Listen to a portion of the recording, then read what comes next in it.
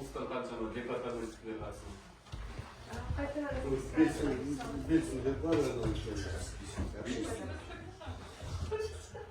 Кіріңдер, гүлім. Сәлеметсіз бе?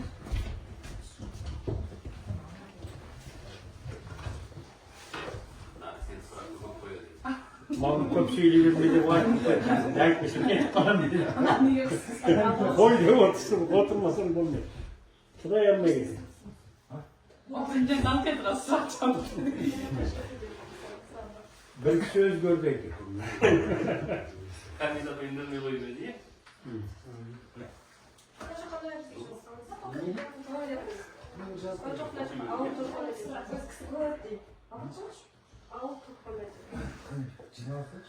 Қайырлы күн, құрметті қоғамдық тыңдаулар қатысушылар.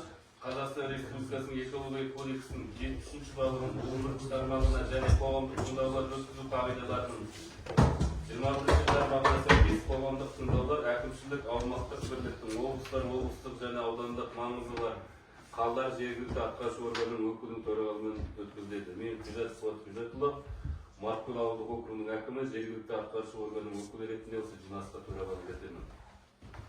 Жиналыстың күн тәртібі оңтүстік Алтай алаңы бойынша барлау жоспары жобасы аясында қоршаған ортаға әсер етуге экологиялық рұқсат алу, рұқсат етілген шығындылар нормативі қалдықтарды басқару бағдарламасы, өндірістік экологиялық бақылау бағдарламасы, табиғат қорғау жоспары. Қоғамдық тыңдаулар өткізу қағидаларына сәйкес жиналысқа қатысушылар қоғамдық тыңдаулардың хатшысын сайлап, қоғамдық тыңдаулардың регламентін бекіту қажет. Қоғамдық тыңдаулардың хатшысы ретінде Хасенова Еркежан Бейсенбекова сайлауды ұсынамын.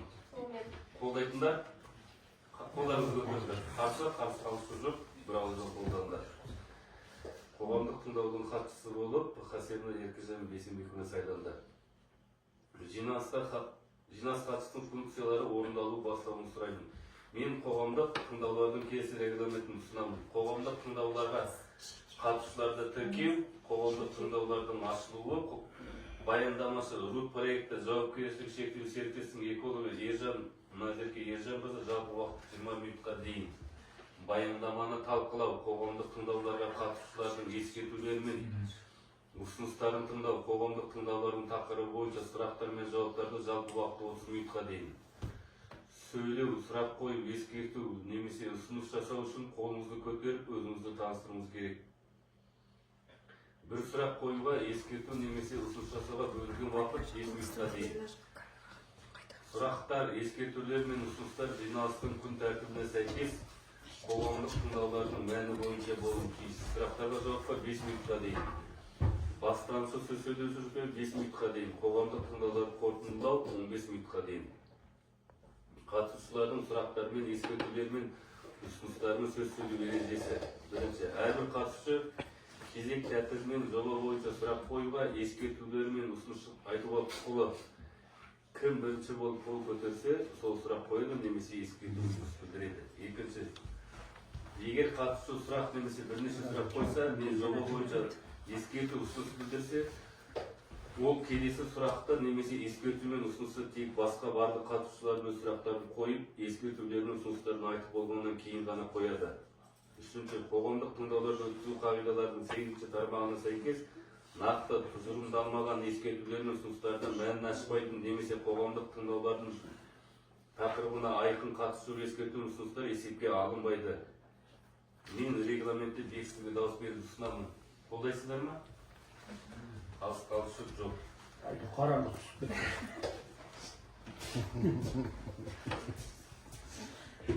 Сонымен құрметті қоғамдық тыңдауға қатысушылар, ұйымдастыру сұрақтары ақсақалы оңтүстік Алтай алаңы бойынша барлау жоспары жобасы аясында қоршаған ортаға әсер етуге экологиялық рұқсат алу, рұқсат етілген шығындар нормативі қалдықтарды басқару бағдарламасы, өндірістік экологиялық бақылау бағдарламасы, табиғатты қорғау іс-шараларының жоспары қарау бойынша қоғамдық тыңдауға жиналдық.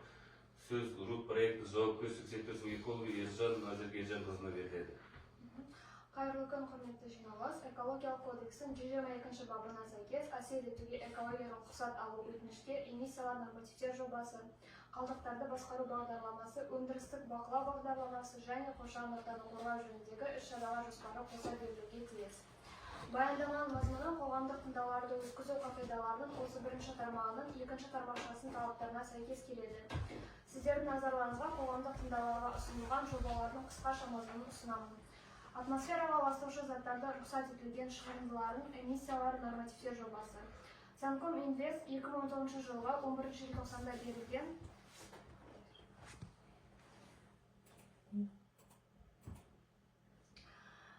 Санком Инвест жеке шаруашылық серіктестігі 2019 жылы 11 желтоқсанда берілген 447 ЕЛ қатты пайдалы қазбаларды барлауға арналған лицензияға ие. Лицензия ұзарту мерзімі 2025 жылғы 10 желтоқсаннан 2030 жылғы 11 желтоқсанға дейін. Жоспарланып отырған қызметті іске асыру мерзімі 2026 жылғы 1 тоқсан, аяқталу мерзімі 2030 жылғы 4 тоқсан. Әкімшілік аумақтық тұрғыдан оңтүстік Алтай алаңы барлау учаскесі Қазақстан Республикасы Шығыс Қазақстан облысы Марқакөл ауданында, облыс орталығы Өскемен қаласының оңтүстік шығысқа қарай 500 км қашықтықта және ең жақын елді мекен Қайнарлы ауылынан солтүстік батысқа қарай 9 км қашықтықта орналасқан. Презентацияда оңтүстік Алтай алаңы учаскесінің орналасқан ауданының жағдайлық картасы көрсетілген. Учаскенің ауданы 13,7 км текше, оңтүстік Алтай алаңы учаскесінің лицензиялық аумағының бұрыштық нүктелерінің координаталары бірінші кестеде көрсетілген.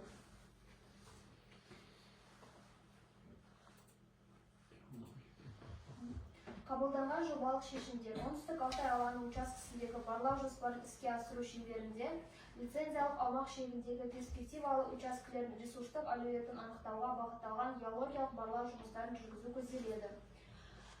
Жобада лицензиялық аумақтың және бөлінген перспективалы учаскелердің геологиялық құрылымын зерттеу, кен жоғарыларының орналасу ерекшеліктерін, сондай-ақ негізгі кенденуді бақылаушы факторларды анықтау қарастырылған. Жұмыстар Қазақстан Республикасының жер қойнауы және жер қойнауын пайдалану туралы кодексінің талаптарына сәйкес орындалатын болады. Далалық база жұмыс учаскесінің шегінде орналастырылады. Далалық лагерден жұмыс учаскелеріне дейінгі қашықтық орта есеппен 1 км құрайды. Далалық жұмыстар вахталық әдіспен тәулік бойы демалыс күндерінсіз жүргізілетін болады. Далалық лагерді орналастыру кезінде топырақ жамылғысы, жер бедері және өсімдік жамылғысы бұзылмайды. Жобаланатын жұмыстар жер үсті және жер асты суларына теріс әсер етпейді. Оларға жанар-жағармай материалдары мен шаруашылық тұрмыстық ағындылардың түсуін болдырмайды. Жұмыс құрамы мен көлеміне байланысты лагерде орта есеппен 22 адам болады. Artık çevrilmesin. Başlayın. Жұмыстар негізінен маусымдық сипатта вахталық еңбек әдісін қолдану арқылы жүргізіледі. Далалық жұмыстарға шығуы тиіс бұйрықпен рәсімделінеді. Далалық маусымның ұзақтығы 12 айды құрайды. Вахта ұзақтылығы 15 күн, вахта аралық демалыс 15 күн. Жобада тау-кен қазбаларын орналастырылатын учаскелерде топырақтың құнарлы қабатын тазарту мен алу қарастырылған. Топырақ өсімдік қабатын алу жұмыстары бульдозерді пайдалану арқылы жүзеге асырылады. Су қорғау аймақтары шегінде жұмыстар жүргізу жобаланбайды. Объектілер елді мекендерден қашық жерде орналастырылады. Жобада жалпы тау массасының көлемі 948 метр текше болатын 17 канава қазу және сол канаваларды қазу кезінде 94,8 метр текше көлемінде топырақ қабатын алу қарастырылған. Бұрғылау жұмыстарын Урал 4320 автокөлігі базасындағы Атлас Копка бұрғылау қондырғысымен жүргізу жоспарлануда. Орташа тереңдігі 60-70 метр болатын көлбеу бағыттағы 42 ұңғыманы колонкалық бұрғылау қарастырылған. Бұрғылаудың жалпы көлемі шамамен 5430 вагон метр құрайды. Бұрғылау алаңдарын орналастыру үшін жалпы көлемі 42 метр текше топырақ өсімдік қабатын алынып, кейін аумақ қалпына келтіріледі. Осылайша 2026-2030 жылдар аралығында алынатын тау массасының жалпы көлемі 948 метр текше, ал алынатын топырақ өсімдік қабат көлемі 146,4 метр текшені құрайды.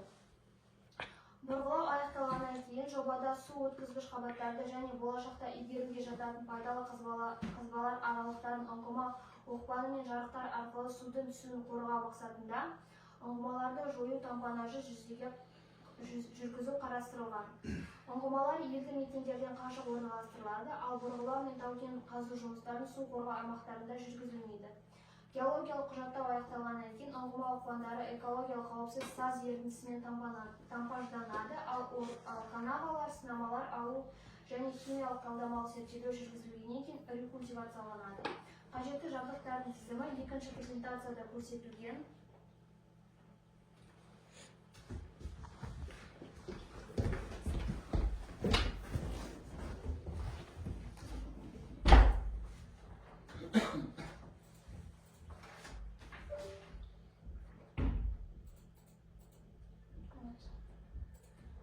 Бізге қажетті жабдықтар бульдозер, топливозаправщик, адамдарды тазу үшін УАЗ-452 маркалы көлік, дизельная установка, су құйғыш машина, КАМАЗ 60-115 маркалы экскаваторлар және бұрғылау қондырғысы. Мына жерде оңтүстік Алтай алаңының санитарлық далалық лагерінің схемасын жоспары көрсетілген.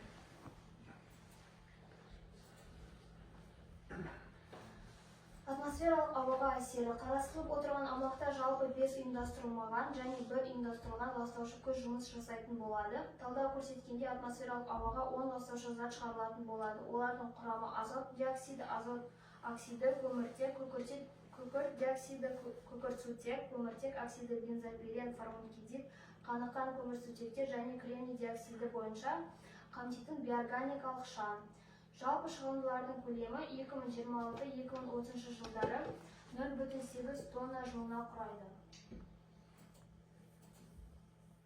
Санитарлық қорғау аймағы. Кәсіпорынның қызметінің бұл түрі Қазақстан Республикасының денсаулық сақтау министрлігінің 26-447 бұйрығымен бекітілген санитарлық қағидаларына сәйкес сыныпталмаған болып табылады. Пайдалы қазбаларды барлауды жүргізу кезінде жүргізілетін жұмыстар уақытша болып табылатындығынан, сондай-ақ жұмыс алаңы қоныстану аймақтарының едәуір алшақ екенін ескере отырып, санитарлық қорғау аймағын белгілеу талап етілмейді.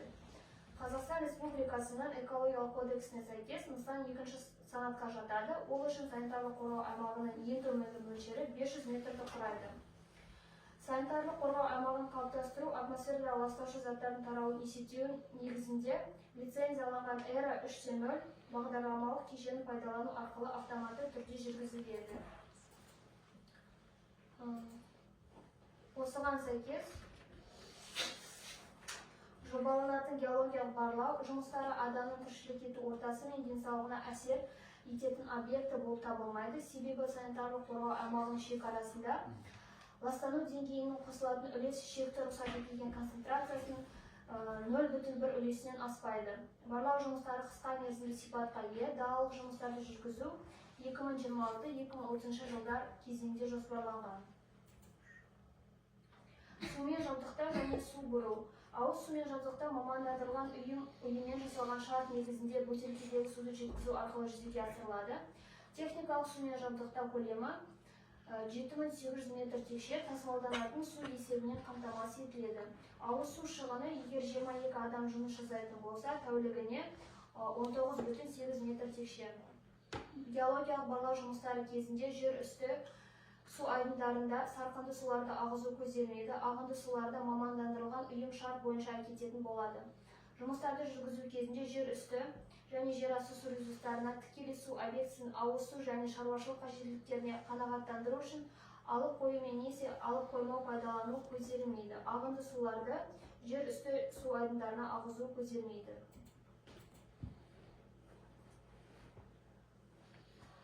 Ұлттық геологиялық қызметтің берген хабарламасы бойынша біздің учаскесінде жер асты сулары жоқ.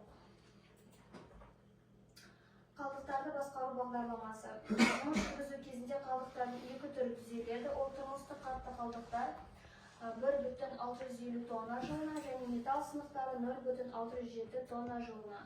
Қалдықтардың пайда болуының жиынтық көлемі жылына 2,257 тонна жылына құрайды. Қалдықтарды жинақтау Қазақстан Республикасының заңнамасының талаптарына сәйкес арнайы жабдықталған контейнерларда көзделген. Экологиялық кодекстің 326 бабының 2 тармағының 1 тармақ пункттарына сәйкес қалдықтарды түзелу орнында уақытша сақтау 6 ай мерзімінен аспайды. Өндірістік экологиялық бақылау бағдарламасы.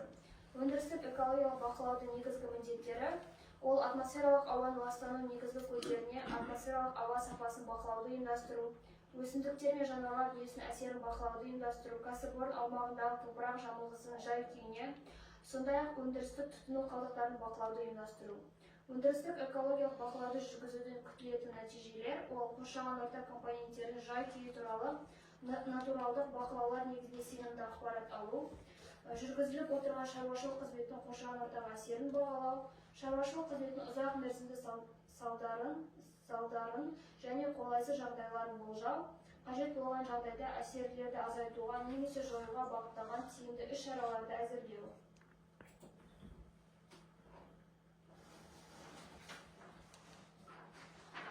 Қоршаған ортаны қорғау жөніндегі іс-шаралар жоспары. Өндірістік экологиялық бақылау бағдарламасы бойынша біздің физикалық әсеріміз 85 децибелдан аспайды және жабдықтар шу сипаттамалары олардың төлқұжаттарына сай көрсетілген, топыраққа әсері де қатты емес болып табылады. Қызыл кітапқа енген жануарлар мен өсімдіктер кездеспейді.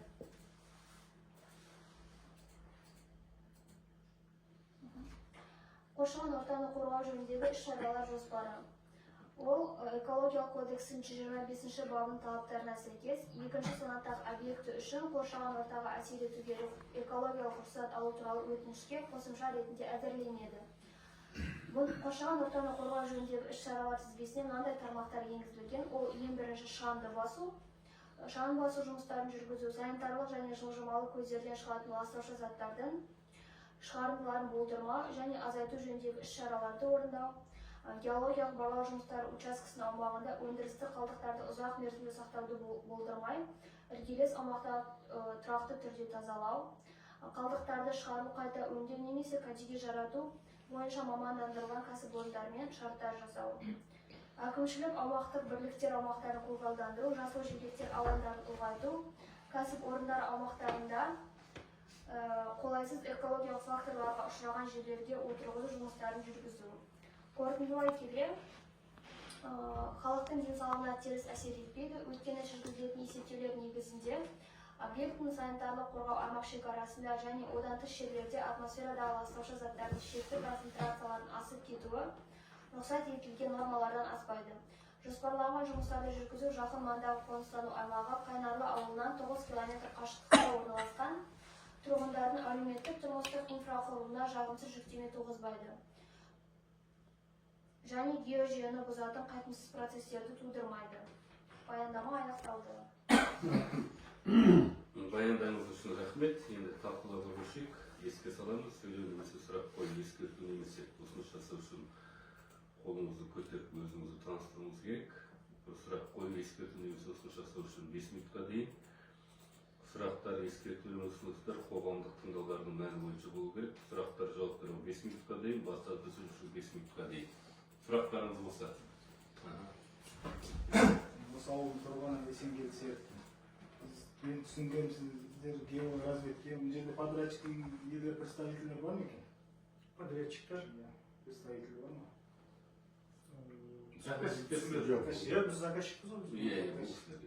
Енді ауылымызды көріп отырсыздар, үлкен ауыл емес, сіздерден көп нәрсе кредит етіп, сіздерге бір спонсор ретінде кішкене ауылға деген кішкене көмектер болса ғой деп ойлаймын. Бізге де көп керек жоқ, алдын сұрап жатқан жоқ, сіздер келген жолыңызды техникаларыңыз бар, жөндеп берсеңіздер, қолдарыңыз емес. Соның мектебімізге жаңағы Артын Мырза да айтып кетті, мектебімізге енді сондай спонсор ретінде тек рахмет осы сентябрьге дейін бір кішкене көмектерім болса екен деп ойлаймын. Енді адам болғасын бір-бірімізге көмектеспесе екен. Атаулыған жерді түк қалады ғой. Соның сіздерді көмектеріңізді көрсетіп, сіздерді арттарыңызда жақсылық, әңгіме осындай кісілер келіп, осындай жақсылық істеп, ауылымызға деген көмек болып еді деп айтып отыратындай ауылдың халқына сондай бір кішкене обращением бар еді. Соған қалай қарайсыздар? Міне жаңа айтып жатқан нелеріңіз жақсы, соның артын бәрін тазалап кетсеңіздер сол жақсы ғой. Мен айтқаным рахмет. Ай, осыны сөйлеме. Ерлап қойшы. Өздерің беріңіз. Геройлар Айта берейін. Бұл енді расында да қағаздағы дүниенің бәрі жақсы. Бұл енді қағаздағы дүниені істейтін адамдар, соны істейтін келген адамдардың бәрі сол жаңағы мына Серік бауырым айтқандай. Бұл енді басқа бізге ештеңеден кетіп отырған жоқ. Бұл өкіметтің байлығы, жер асты байлығы өкіметке қарайтын дүние. Не істейін десе де, бірақ халықтың мына согласиясын сұрап отырғанына, ел бар екен, жер бар екен деп оның қарап отырғанның өзіне рахмет. Ал енді жаңағыдай немене қарап отырғанда, аға ашынғаннан шығады ащы даусың деп жаңа біраз әңгімені айтып жібердік, бірақ бөлшектердің қанша несі бар. Бірақ атаулаған жерде түк барады деп отырмыз ғой осындай енді алтынды қазып бұл кетіп жүргендер кішкене жолымызға болсын, бір кішкене ауылға осы жерде ауыл бар еді деп көмектесіп кеткен болса, бір енді бір ізгілікте із қалады деген дүние ғой. Ал енді айналайын саған айтарым көп рахмет, түсініп түскенмен бәрін жеткіздің, баяндамаңа рахмет. Мен ойлап отырмын, сен енді хабар агенттігінен бе, басқа немеден көрсек дұрыс бола ма деп отырмын. Бірақ өз сұрағыңды жақсы түсіндірдің, рахмет. Енді бірдеңе айтып мынау көк сұрайды қуаныштымын, заңгер қуаныштымын. Мынау былай болып тұр ғой, техникалар осы ауылмен өте ме? Осы жермен өте ме? Техникалар, трактор, Енді солай болады шығар. егер осы жермен өтсін, ол жерде үйіліп жатқан бір дүние тұр ғой, тегістеп, жоқ бұл жерде ақ өтіп бара жатады ғой. Қай жерде? Шыққанда көрсініпсіз. Үйіліп жатыр ғой. Ол вообще не вопрос. Алла жасада жұмыс Ақыр осы өтіп жатса деген ма? Біз негізі 21-ші жыл осында келгенде біз талай кішкене жаңағы айтуға байланысты қарағанда балықтарын бүріп, сарайларын тазалап, мен өзім шын айтса өзім бастық болсам да, директор болсам да өзім погрузчик болып отырып, енді халықтың шаруашылығына кішкене нетіп шығысып, енді үлкен адамдар, әр адамдар бар, көбісінің мұнайы келмейді, күші келмейді, сондықтан енді өзіміз ақылдасып айтып қойшы мына кісілерге көмектесейін, не болса да шамамыздың кішкене етейік, ертең жаманат қалмайды деп солай нетіп, біз жыл бергенде солай істегенбіз, еңбектеп. Енді шамамыз келгенше істедік. Біз ондай керемет бай емеспіз анау, қаршыға сияқты. Бағдарламаға қарағанда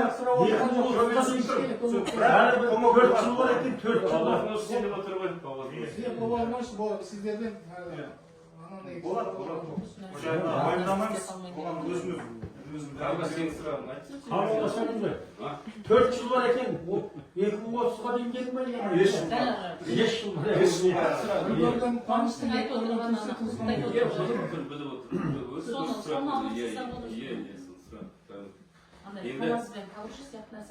Жобалаушы кәсіпорын қоғамдық сұрақтары мен жауаптары тыңдады деп ойлаймын.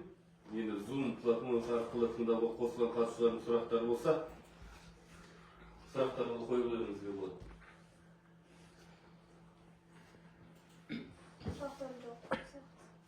Сұрақтарыңыз бар ма? Ешқандай сұрақ жоқ, енді осы әуелі қол қойғанда түгел кетіп қалып жүрмей көріп қойды деп ойлаймын. Сонымен барлық сұрақтар қойылды, олардан жауаптар алынды. Енді қоғамдық тыңдаулардың қорытындыларын шығару кезінде көшеміз.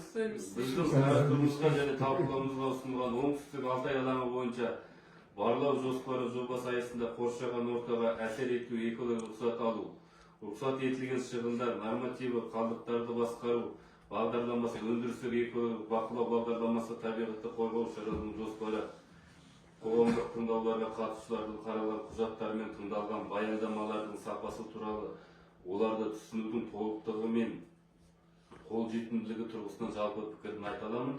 Құжаттар толық және түсінуге қолжетімді болып табылады.